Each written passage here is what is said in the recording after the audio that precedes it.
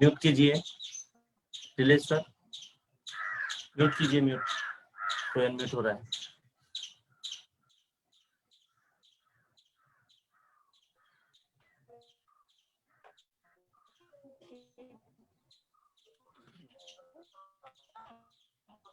कृपया अपने आप को म्यूट कीजिए।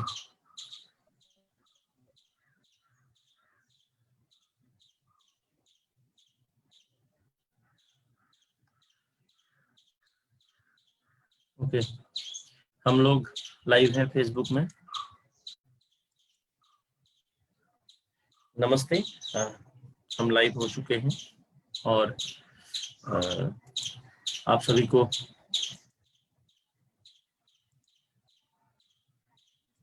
अभी आप में से कोई भी अपने को म्यूट अनम्यूट नहीं कर सकता है कुछ देर के लिए, जब तक ये कक्षा होगी। कुछ पूछना होगा तो आप लोग चैट में लिखेंगे। आप लोग आपके संशयों को एक पुस्तक में कहीं पर लिख के रखिए। कक्षा के अंत में हम आपके संशयों को लेंगे। तो जैसे कि हमने पहले ही बात की थी, आज हमने विकास के सिद्धांत पर चर्चा करनी है। तो आइए आज हम बढ़ते हैं। आज हमारी संभवतः चतुर्थ कक्षा है। सीटेट की पहली कक्षा में हमने विकास के बारे में पढ़ा था। विकास की प्रकृति क्या है, कैसा विकास होता है। उसके बाद अधिगम से विकास का क्या संबंध होता है, ये हमने दूसरी कक्षा में चर्चा की थी। तीसरी कक्षा में हमने बहुत अच्छे से चर्चा की थी आनुवंशिकता और पर्यावरण कैसे विकास को प्रभावित करते हैं। और आज की जो एक कक्षा है, चतुर्थ कक्षा, अत्यंत महत्वपूर्ण इसलिए भी हो जाती है क्योंकि आज हमको बाल विकास के कुछ सिद्धांतों पर चर्चा करनी है। तो आइए, मैं ललित मोहन पंतुला आप सभी का एक साथ स्वागत करता हूँ। सबसे पहले हम प्रिंसिपल ऑफ डेवलपमेंट की बात करेंगे। आज आप लोगों को पीपीटी नहीं मिलेंगी, कॉपी और पेन पकड़िए और उसको लिखना शुरू कीजिए। आज आपको स्वयं लिखना पड़ेगा।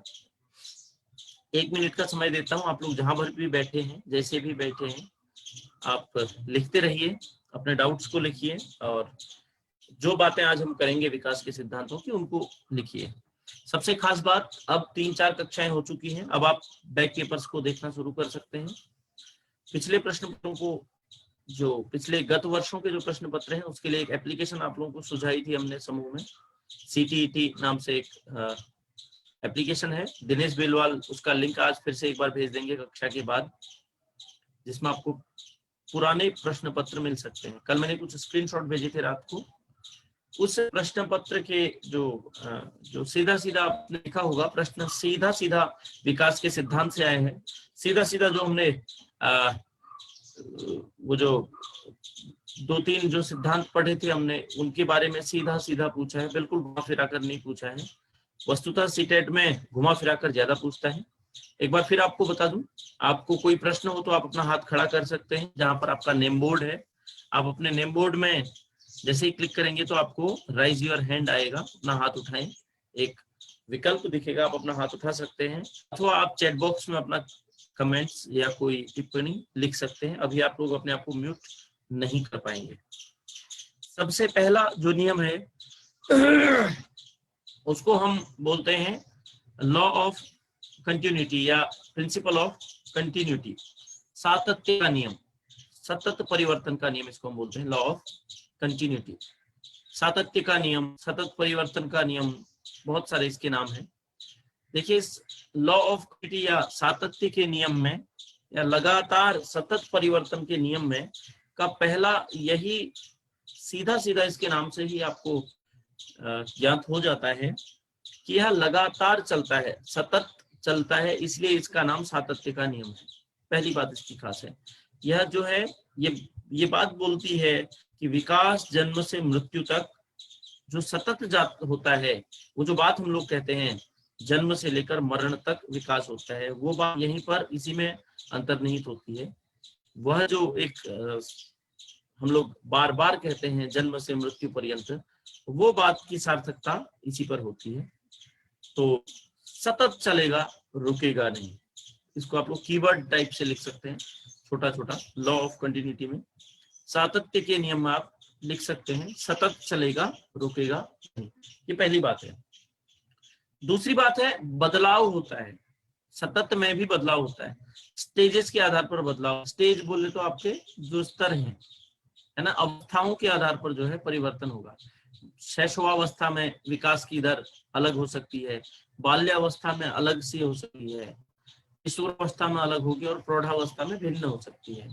एक बात ये भी ध्यान देने की है, देखिए हर व्यक्ति जो है वो अलग अलग अपनी अवस्था में अलग अलग विकास करता है, यानी विकास सतत चलेगा, किंतु किसी अवस्था में विकास की दर अत्यंत तीव्र हो सकती है किसी एक पक्ष में, अथवा किसी अपरस्मिन किसी दूसरे पक्ष में विकास की दर थोड़ा धीमी हो सकती है। उदाहरण के लिए भाषा विकास को लेते हैं। शैशवावस्था में प्रायशः मनोवैज्ञानिक आज मानते हैं कि 5 वर्ष की उम्र तक बच्चा बहुत ज्यादा भाषाओं को सीख सकता है। 80% जो ब्रेन का विकास है मस्तिष्क का, वो 5 साल तक हो चुका होता है। तो जो ब्रेन के विकास की बात है वो सबसे तेज कहाँ हो रही है, तो शैशव में हो रही है। इससे भी तेज यदि आप फिजिकल डेवलपमेंट की बात करें, शारीरिक विकास की, तो वो गर्भावस्था में जब आप एक भ्रूण के रूप में होते हैं माँ के गर्भ में, तो 9 महीने में आपका पूरा इतना शरीर बन जाता है माफ कीजिएगा। उसके बाद के अगले 9 महीने में आप देखिए आप कितना बढ़ते हैं, जबकि आप एक छोटे से बिंदु से 9 महीने में पूरा शरीर धारण कर लेते हैं। तो विकास की जो फिजिकल जो विकास है आपको, शारीरिक विकास, वो माँ के गर्भ में सबसे तेज होता है। उसके बाद शैशव में आपका मेंटल एबिलिटीज बहुत तेज होती है, मानसिक जो क्षमताएं हैं वो बहुत तेजी से बढ़ती हैं, जिसमें बुद्धि है सबसे ज्यादा, स्मृति है, स्टोरेज है, ये सारी चीजें। उसके बाद धीरे धीरे आपकी बाल्यावस्था आएगी तो आप चिंतन, स्मरण आदि जो शक्तियां हैं उसको बढ़ाते हैं। किशोरावस्था में आपके फिर शारीरिक विकास में ग्रोथ होगी, लड़का है तो भिन्न है, लड़की है तो भिन्न है, वो तुरंत होगा। तो अवस्था के अनुसार विकास कहीं पर तेज कहीं पर मध्यम हो सकता है, लेकिन लगातार चलता है, कंटिन्यू। ऐसा प्रश्न रेट्स ऑफ टाइम्स आया है, सतत विकास का नियम, या कोई प्रश्न दे देगा कि सीता की उम्र अभी 1 वर्ष है और वह 60 वर्ष तक या 70 वर्ष तक, मतलब आज से 50 साल पहले सीता जन्म ली थी और आज भी वो आज सीता ने एक नया विषय पढ़ा है और वो एक भागवत आचार्य बन चुकी है, या कुछ और बन गई है, या कोई पौराणिक वक्ता बन गई है, तो ये पहले से नहीं था। तो इस प्रकार की चीजें आ सकती हैं। देखिए ये जो आपका नैतिक विकास है जीवन भर चलता है।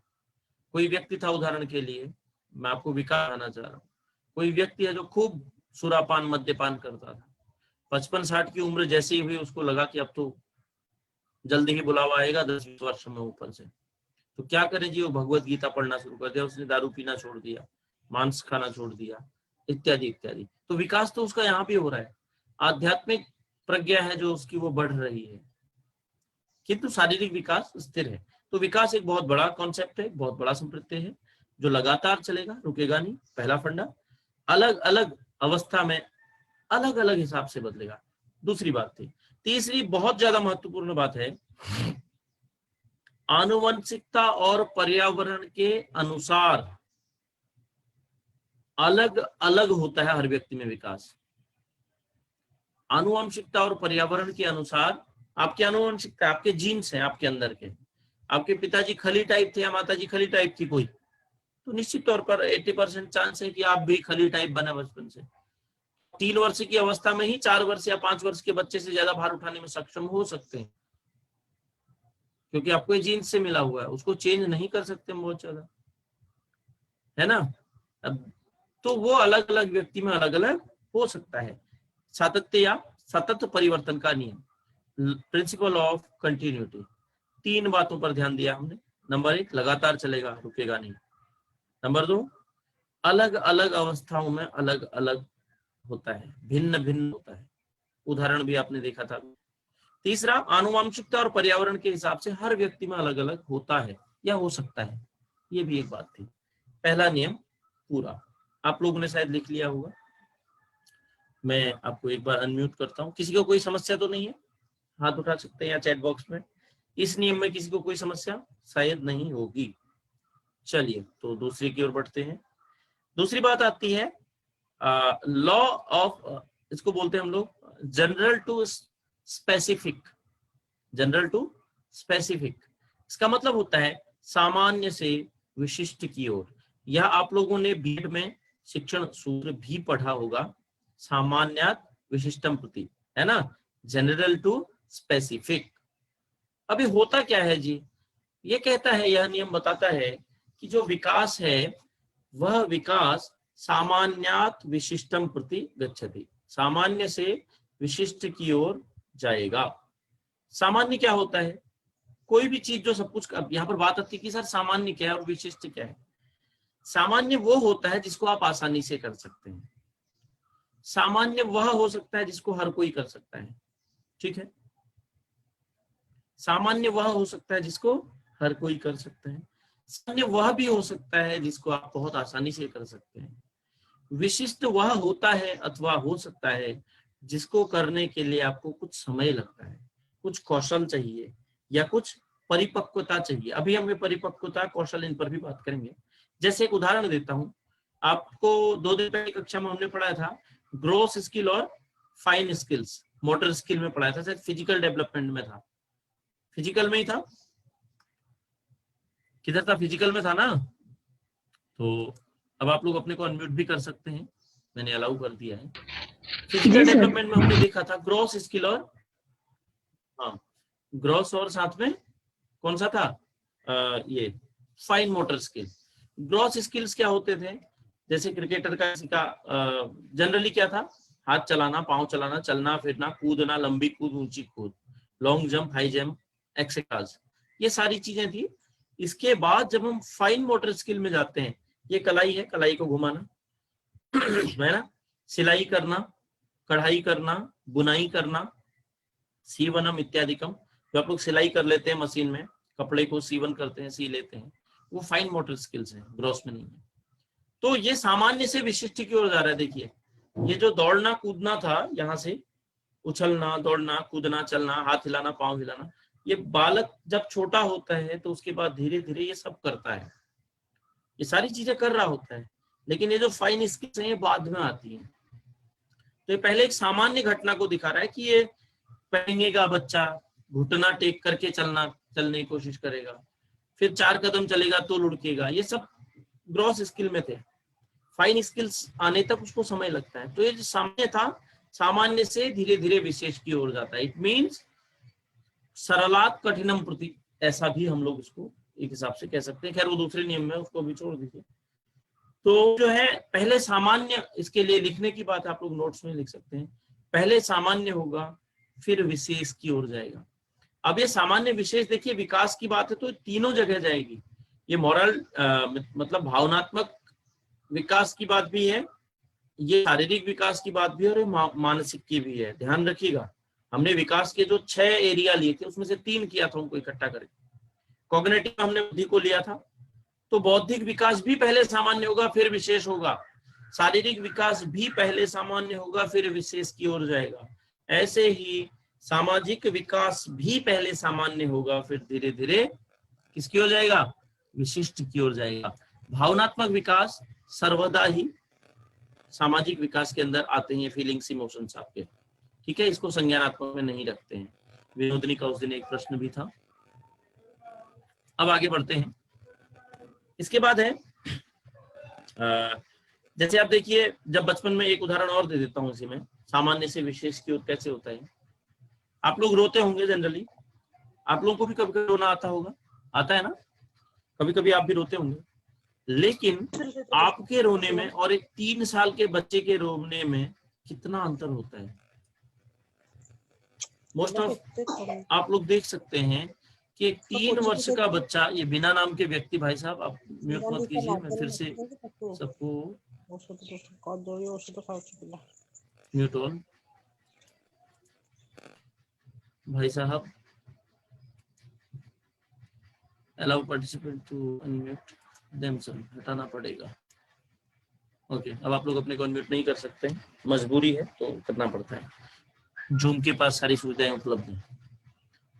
तो जब बच्चा 3 वर्ष का कोई बच्चा रोता है और एक 18 वर्ष का कोई लड़का रोता है तो दोनों में अंतर होता है। 3 साल का बालक जब रोता है तो हाथ पांव खोल खोल के रोता है, जोर जोर से हाथ मारेगा, पांव मारेगा, पूरा गंगा यमुना बहा देता है। लेकिन 18-20 साल का कोई लड़का अथवा लड़की जब रोएगी या रोएगा तो कई बार उसका रोना शायद आपको पता भी ना पड़े, अथवा वो एकांत में जाकर रोए। बहुत सारी बातें होती हैं, उसके साथ सामाजिक, आर्थिक, ये वो बहुत सारे पर्सपेक्टिव जुड़ चुके होते हैं। उसके रोने से लोग अनुमान लगा सकते हैं कि क्यों रो रहा होगा। एक 20-22 साल का कोई लड़का या लड़की रोने लग जाए सड़क पर, जनरली आपने देखा होगा, ऐसा कई बार लोगों को हो जाता है, रोते हैं, रोते रोते चलते हैं, तो आपको लगता है कि इसके साथ कुछ ठीक नहीं हुआ है। जबकि एक 3 साल का बच्चा रोएगा तो आप ऐसा कुछ नहीं सोचेंगे। ये कुछ सामान्य से विशेष की ओर जाता है धीरे धीरे। ये दूसरा नियम था, बहुत ही सरल था। तीसरा प्रमुख नियम है प्रिंसिपल ऑफ प्रेडिक्टिविटी। तो लोग बोलते हैं प्रिडिक्ट करना, प्रिडिक्शन करना। प्रिडिक्शन का अर्थ होता है अनुमान लगाना।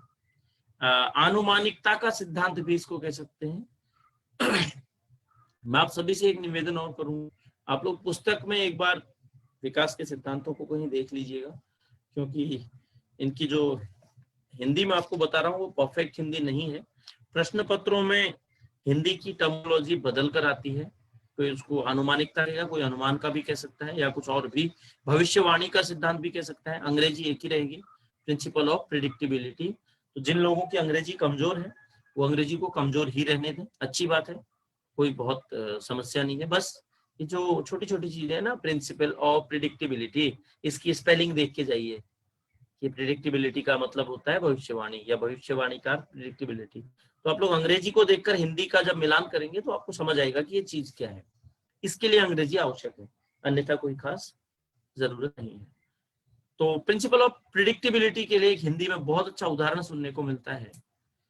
हिंदी में एक कहावत है, उसको लोग बोलते हैं पूत के पांव पालने में ही दिख जाते हैं। भगवान श्री कृष्ण थे ना, एक उदाहरण लीजिए। भगवान श्री कृष्ण को जब पूतना मारने के लिए आई थी तो उसने दूध पिलाया था, भगवान को अपना जहर विष युक्त स्तनपान कराया था, लेकिन भगवान ने उसको उसका उद्धार किया था। तो उसको भी माँ मानते थे कृष्ण, क्योंकि चाहे वो जहर देने के लिए उसने दूध पिलाया हो, किंतु फिर भी एक माँ का कर्तव्य उसने निभाया था। तो इस हिसाब से कहते हैं कि पूत के पांव पालने में ही दिख जाते हैं। भगवान कृष्ण को देख करके बचपन में ही लोग अनुमान लगाते थे। राम देख करके उनके घर वालों को ये होता था कि इसके शंख चक्र हैं पांव में, कि कहीं कोई ईश्वरीय अवतार तो नहीं है। तो यही है पूत के पांव पालने में दिखना। पालना मीन्स झूला, दोलनम, जो बच्चों का होता है, झूला होता है ना, दोलन, जिसमें आप लोग झुलाते हैं बच्चों को, उसको हिंदी में पालना भी बोलते हैं। पूत मीन्स पुत्र। तो ये एक उदाहरण था, खैर इसका विकास से बहुत ज्यादा ऐसा संबंध नहीं है, ये तो उदाहरण लिया था। तो सीधे सीधे प्रिंसिपल ऑफ प्रिडिक्टिबिलिटी बोलता है कि हम अनुमान कर सकते हैं कि यह व्यक्ति आगे कैसा होगा। ठीक, अगली बात आती है इसी में कि कैसे आप अनुमान लगाएंगे जी।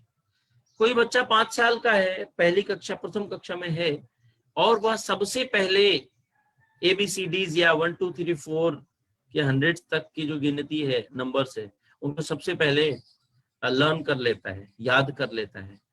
तो हर कोई कहता है कि ये बहुत अच्छा पढ़ने में होशियार बनेगा, बुद्धिमान होगा एक दिन, देखा। कोई छोटा सा बच्चा है, वो बचपन में ही छोटी छोटी चीजों को इकट्ठा कर रहा होता है पेचकस से, उसकी उम्र उस लायक नहीं है, फिर भी आपको लगता है कि वाह यार ये तो बहुत कुछ कर ले रहा है। तो आप कहते हैं कि ये एक दिन पक्का कुछ करेगा, इंजीनियर डॉक्टर टाइप बनेगा। यही है प्रिंसिपल ऑफ प्रेडिक्टिविटी। आप किसी के शरीर, रंग, रूप, कद काठी, चाल ढाल, बोलना, बात करना, तौर तरीके, हाव भाव, जेस्चर्स, इन सब के माध्यम से अनुमान कर सकते हैं कि व्यक्ति आगे आने वाले भविष्य में कैसा प्रदर्शन करेगा, परफॉर्मेंस इसका कैसा रहेगा। ये था अगला सिद्धांत, प्रिंसिपल ऑफ प्रेडिक्टिबिलिटी। भविष्यवाणी का सिद्धांत, अनुमानिकता का सिद्धांत भी इसको बोल सकते हैं। एक बार पुस्तक जरूर देख लीजिएगा, इंग्लिश वर्जन भी बहुत आवश्यक है हिंदी के साथ साथ। अगला एक जो सिद्धांत है वो है प्रिंसिपल ऑफ इंडिविजुअल डिफरेंसेस, व्यक्तिगत भिन्नता का सिद्धांत। इंडिविजुअल डिफरेंसेस, वैयक्तिक भिन्नता का सिद्धांत। फिर से इसको दोहरा रहा हूं, प्रिंसिपल ऑफ इंडिविजुअल डिफरेंसेस, व्यक्तिगत भिन्नता का सिद्धांत। ये होता क्या है मित्रों, ईश्वर ने हर प्राणी को अन्य दूसरे प्राणी से अलग बनाया है। ये भगवान की एक रचना है ऐसी। हर प्राणी में कुछ गुण ऐसे दिए हैं जो अन्य प्राणी से भिन्न होते हैं। अब ये गुण क्या होते हैं? बहुत सारे गुण ऐसे हैं जो अन्यों से हम में भिन्न होते हैं। आपकी जो आई की रेटिना है, आपने देखा होगा आधार कार्ड जब हम लोग बनाने जाते हैं UID, तो हमारे आपकी रेटिना को लेता है, फिंगरप्रिंट लेता है। पूरे वर्ल्ड में आपके जैसा फिंगरप्रिंट और आई रेटिना दूसरे का नहीं होता है। ये एक यूनिक आइडेंटिटी, इसीलिए उसको यूआईडी शॉर्ट फॉर्म है उसका, विशिष्ट पहचान प्राधिकरण। यूआईडी इसलिए बोलते हैं, यूनिक है वो, आपके जैसा दूसरे का हो ही नहीं सकता है। तो ये व्यक्तिगत भिन्नता तो ईश्वर ने ही बनाई है। आपकी रेटिना हो, फिंगरप्रिंट्स हो, अंदर की आपकी कई सारी और चीजें भी होती होंगी, मुझे अभी इतना ध्यान नहीं आ रहा है, सोचना पड़ेगा। और भी खास दो उदाहरण, रेटिना, फिंगरप्रिंट, ईश्वर ने ही हमको और आपको पूरे अरबों के संसार में दूसरे से भिन्न बनाया है। ये एक ऐसी पहचान है जो दूसरे के पास है ही नहीं, ये सिर्फ आपकी है, ये आपकी यूनिक है। अब ये कहता क्या है व्यक्तिगत भिन्नता का सिद्धांत? ये कहता है कि हर व्यक्ति दूसरे व्यक्ति से भिन्न होता है। कुछ गुण आप प्रजाति से भी अलग होते हैं। अब देखिए, जाति और प्रजाति में भी अंतर है, प्रजातिगत अध्ययन और जातिगत अध्ययन में भिन्नता है। जैसे मानव है पूरे, तो मानवों की एक प्रजाति, तो आप अपनी प्रजातियों में भी आप सबसे ज्यादा क्या, सबसे अलग कुछ गुणों को लेकर आते हैं। जैसे फिंगरप्रिंट और आई रेटिना इसलिए बोला मैंने। तो जब आप कुछ भिन्न गुणों को लेकर आ रहे हैं, तो इसका मतलब हर व्यक्ति में जो विकास होगा वो सबसे कुछ भिन्न भी हो सकता है। अब आप उसको मेजर कर पाए, मापन उसका, या न कर पाए मेजरमेंट, वो अलग बात है। अन्यथा वैयक्तिक भिन्नता का सिद्धांत यही बोलता है कि हर व्यक्ति, हर प्राणी दूसरे प्राणी की कुछ न कुछ अलग विशेषताओं को लेकर आता है, और यह ईश्वर प्रदत्त है, नो डाउट अबाउट दिस। यह भगवान या ईश्वर के द्वारा दी हुई है आपको और हमको, जो वैयक्तिक भिन्नता लाता है। तो आपके पढ़ने के तरीके में, भाई आपको क्या मतलब इससे, आप कह रहे होगे कि हमको मतलब क्या है। जब आप अध्यापक बनोगे ना सीटेट करके, तो जब आप बच्चे को पढ़ाओगे तो आपको ध्यान रहना चाहिए कि हर व्यक्ति ईश्वर की एक अनुपम कृति है, हर व्यक्ति में कुछ गुण दूसरे से बिल्कुल अलग हो सकते हैं। तो आप अपने क्लासरूम में पढ़ाते वक्त भी वैयक्तिक भिन्नता को जज करते हुए पढ़ाएंगे, ये इसका इम्प्लीकेशन है, नेतार्थ है। अगला सिद्धांत आता है, एक चीज और है, वैयक्तिक भिन्नता में भी आपके जो जीन्स है, अंदर जो आपके गुण है और वातावरण जो है, उनका प्रभाव आपके विकास पर होगा। हर व्यक्ति के जीन्स और जो वातावरण का प्रभाव भिन्न भिन्न हो सकता है। आपकी जो हेरिडिटी है, आनुवंशिकता के जो गुण हैं, वो आपके विकास को प्रभावित क्या करेंगे, और वातावरण तो करता ही करता है। एक चीज और हमने परसों जानी थी, फिर से दोहरा रहा हूं, आपका आनुवंशिकी क्रम या जो आपकी हेरिडिटी है, वो आपकी लिमिटेशंस तय करती है। वो आपको लग देती है कि आपकी, उदाहरण के लिए हमने बुद्धि का उदाहरण लिया था कि आपकी 100 बुद्धि है तो 100 ही रहेगी, 100 से आप ज्यादा नहीं कर सकते। आपको हेरिडिटी से 100 मिली है तो 100 इनफ, आप 120 नहीं कर सकते उसको, यू कांट। बट आप उसमें एफर्ट कर सकते हैं, आप 100 का ही भरपूर उपयोग कर सकते हैं। तो जो 120 वाला है वो आपके जितना मेहनत परिश्रम नहीं करता है, तो भी आप 100 लेवल का आईक्यू होने के बाद भी उस 120 बुद्धि वाले व्यक्ति से ज्यादा अच्छा परफॉर्म कर सकते हैं, क्योंकि आपकी मेहनत ज्यादा है। तो आपके जीन्स और वातावरण का प्रभाव आपकी वैयक्तिक भिन्नता में भी पड़ेगा। ये इस टाइप के प्रश्न बहुत आते हैं, इसको बहुत ध्यान में रखिएगा। आपके जीन्स में बदलाव नहीं होता है, और आपका वातावरण के अनुसार आपका व्यवहार बदला जा सकता है, आपका तौर तरीके, हाव भाव बदलते हैं, लेकिन आपके जो गुण हैं, आपके जो जीन्स हैं, आप जो लेके आए हैं माता पिता से, पीढ़ियों से जो ट्रांसफॉर्म किए हैं, उसमें चेंजिंग नहीं कर सकते हैं। अगली बात आती है, जो आपके सीखने के, आपके विकसित होने के ढंग अलग अलग होंगे। व्यक्ति भिन्नता में ये बात बता रहा हूँ कि आपका जो सीखने का तरीका है, आपके शरीर के अंगों का विकास है, वो भिन्न हो सकता है। कोई व्यक्ति हम देखते हैं 15 साल में भी 10 साल की उम्र का लगता है, कोई व्यक्ति 14 वर्ष में ही 18 साल का लगता है ना। कोई बेचारा खली जैसा महापहलवान होता है, तो कोई आप लोग और हम लोगों जैसा होता है। तो ये सब वैयक्तिक भिन्नता ही है। अगला जो प्रिंसिपल है उसको बोलते हैं हम लोग दिक् सिद्धांत या दिशा का सिद्धांत, प्रिंसिपल ऑफ डायरेक्शन। लिख लीजिए, the most most most and most important question और कॉन्सेप्ट, प्रिंसिपल ऑफ डायरेक्शन, दिशा का सिद्धांत। ये दिशा का सिद्धांत क्या कहता है, इसको हमने 2 दिन पहले भी चर्चा की थी, आज फिर से करते हैं। आइए, आपको ध्यान होगा सेफेलोकार्डियल और प्रोक्सिमो डिस्टल। सेफेलोकार्डियल ध्यान था, सिरोपादान मुखी, ऐसा विनोदनी ने मुझे उसका अर्थ बताया था, मुझे मालूम नहीं था। प्रोक्सिमो डिस्टल को हम लोग विकेंद्रीकरण या कुछ ऐसा कहते हैं। प्रोक्सिमो का मतलब ही होता है शायद टूटना, या प्रोक्सिमो जहां से कहीं से केंद्र से तो बाहर की ओर जाए। 2 सिद्धांत बहुत ज्यादा महत्वपूर्ण है, सेफेलोकॉर्डल और प्रोक्सिमोडिस्टल। मित्रों, ये जो दिशा का सिद्धांत है, ये 2 हिसाब से, इसमें बहुत सारे मनोवैज्ञानिक हैं, उनके बारे में आज तक पूछा नहीं गया है, इसलिए उनका नाम भी लेना यहाँ पर आपको डाउट नहीं कराना है, केवल आपको सिद्धांत याद रखना है। सेफेलोकॉर्डल क्या होता है, सिरोपादान मुखी। वो कहता है कि जो मानव हैं, खासकर देखिए हम अभी मानवों की बात कर रहे हैं, आप लोगों की जो प्रजाति है वो, हमारा पहले मस्तिष्क की शक्तियां बढ़ती हैं, उसके बाद हम लोगों का नीचे नीचे नीचे को जो है विकास बढ़ता है, आता है। ये एक डायरेक्शन का अनुसरण करता है। जब बालक का जन्म होता है तो वो देखता है इधर उधर, एक अच्छा ऑब्जर्वर होता है, धीरे धीरे चेष्टाएं करता है, उसके बाद चेष्टाएं करने के बाद वो समझने की कोशिश करता है। माता उसके पास से दूर गई तो रोता है, क्योंकि उसको एक वस्तु स्थायित्व वाली बात नहीं होती है उसमें, उसको लगता है कि जो चीज आंख के सामने नहीं है तो उसका अस्तित्व खत्म हो गया, डिस्ट्रॉय हो गया है। वो हम आगे पियाजे में पढ़ेंगे। तो पहले आप अपनी मानसिक शक्तियों को बढ़ा रहे हैं, उसके बाद आप हैंड एंड आई कोऑर्डिनेशन करते हैं। बच्चा आंख से यूं देख रहा होता है और यूं पकड़ रहा होता है, किसी को ध्यान दीजिएगा, बस में आई एंड हैंड कोऑर्डिनेशन होता है। मतलब इंद्रियों, पहले मानसिक शक्तियां बढ़ेंगी, फिर इंद्रिय शक्तियां बढ़ेंगी समझने की, उसके साथ कोऑर्डिनेशन आपके शरीर का धीरे धीरे को पड़ेगा। पहले बच्चा अपना सिर को स्थिर करना सीखता है। आपको ध्यान हो तो बालक जब छोटा होता है 6 महीने का, आप किसी के बच्चे को पकड़िए कि माता बोलती है कि ये पीछे से सिर में हाथ लगा के पकड़ो गोद में। क्यों? क्योंकि वो अपने सिर को कोऑर्डिनेट नहीं कर सकता है, उसको स्थिर नहीं कर सकता है। बाद में धीरे धीरे अपने सिर को स्थिर करना सीखता है, फिर रेंगना, हाथों से हाथ चलाना, फिर धीरे धीरे ये होता है, फिर पांवों से रेंगना, अंत में वो पांवों से खड़ा होता है। यानी शिखा से, शिख से नख तक का विकास। इसको एक और संज्ञा ये मैं ही देता हूं, औरों की तो नहीं है शायद। शिख से नख तक, शिख माने शिखा और नख माने नाखून पांव का, यहां से नीचे तक जाता है। इसको हम बोलते हैं सेफेलोकार्डल।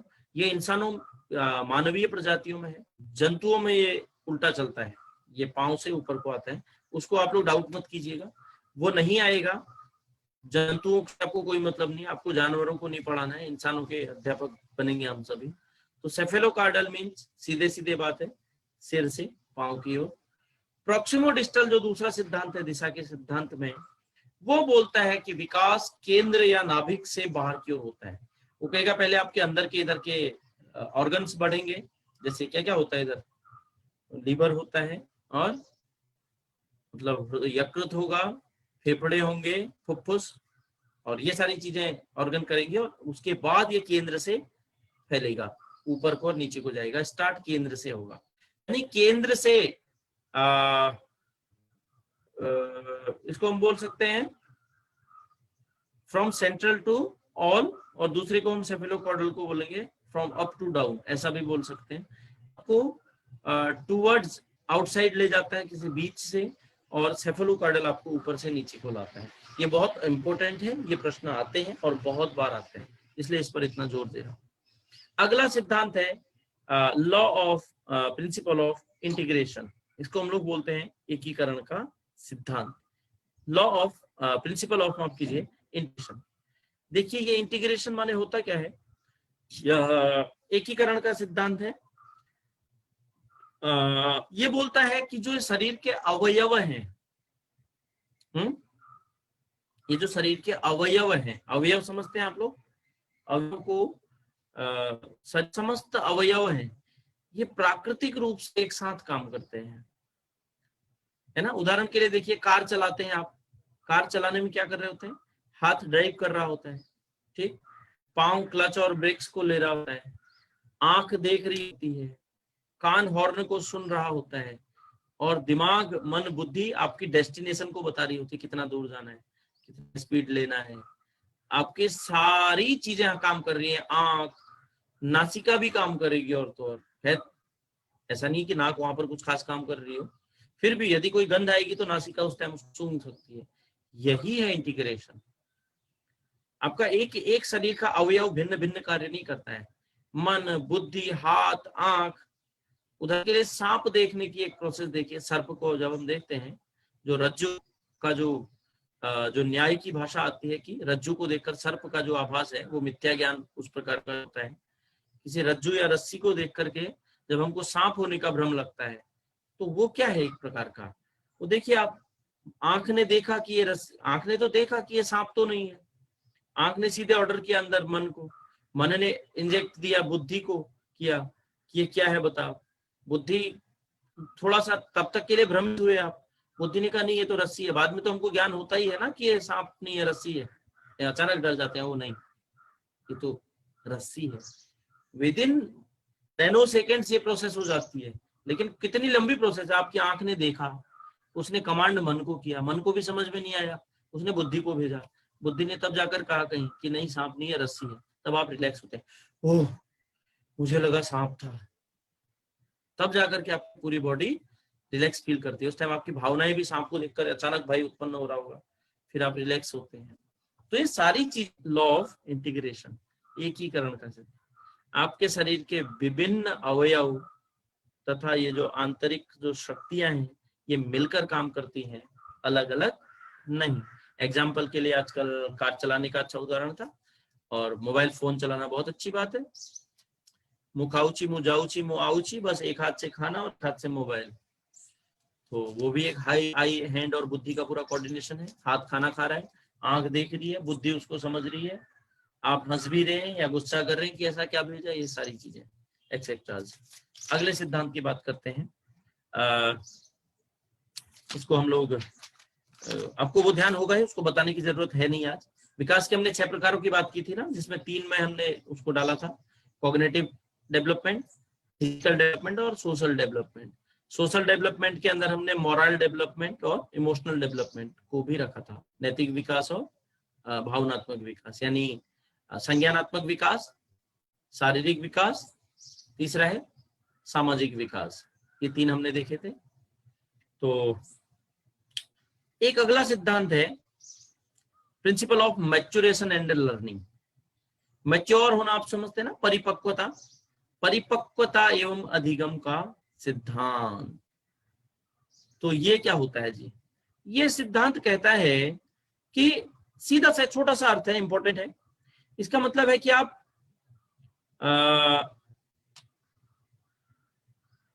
आपकी उम्र के हिसाब से अधिगम होगा। ये सिद्धांत सीधे सीधे बोलता है कि आपकी जो उम्र है, जो वय है, वो आपके अधिगम के हिसाब से होएगी। आपकी परिपक्वता या मैच्योरेशन आपके अधिगम के साथ चलेगा।